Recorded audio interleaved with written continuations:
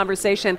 A lot of conversation this week has centered around business leaders and businesses downtown Detroit, development in Midtown, but want to take the conversation now into the neighborhoods a little bit. Kirk Mays is joining me now. He's the executive director of the Brightmore Alliance, is it? Yes. How long have you been the head of that organization? I started as executive director in October of 2010. So go ahead and tell us what the Alliance is. The Alliance is a membership-based organization of churches, schools, nonprofit organizations in that community, as well as residents. The idea of the Alliance was to really bring together the resources of the community stakeholders to address some of the issues of the residents. So we actually have a monthly community meeting where we all come together, share information, but also share some of the challenges that are happening in the community.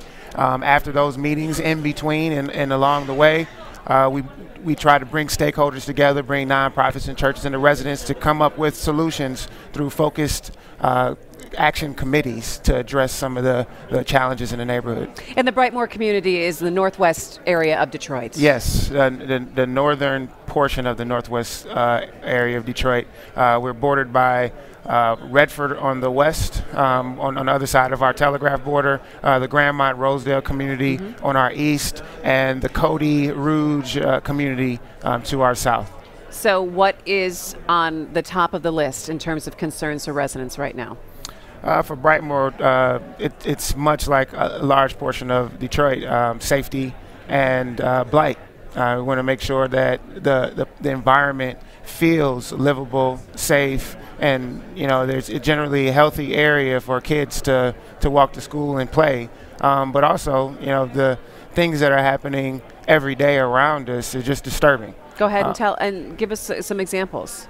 Well, there are, of course, a lot of crime happening right now, whether it's due to lack of opportunity, hope, or just economic disparity within the city. Unfortunately, the neighborhoods bear the brunt of that, and you get to feel the challenges in Detroit first in the neighborhoods in many ways, because of course, the population that was for years employed by the auto industry were all through the neighborhoods. So there's generations that have been fed and maintained and kept through those jobs. And after years of trying to figure out how to reshape and retool yourself, there is almost a sense of, I almost say, lack of hope or panic in some ways in the community, and I think that adds to the reason why we have such challenging times right now in the city, especially from our young men and our youth.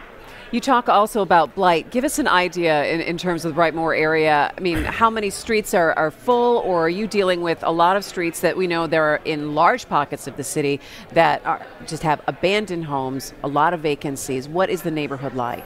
Brightmore has gotten to a place now where I can say safely 25 to 30% of that land mass of the community is looking at being blighted and open. And when I say blighted and open, it means if you go down a regular residential street, either there's unmaintained empty lots that span the entire block, or you may even find blocks where they're dotted vacant homes with a few homes in the middle, but those homes might be open for trespass, open windows, open doors, or maybe even burnt up.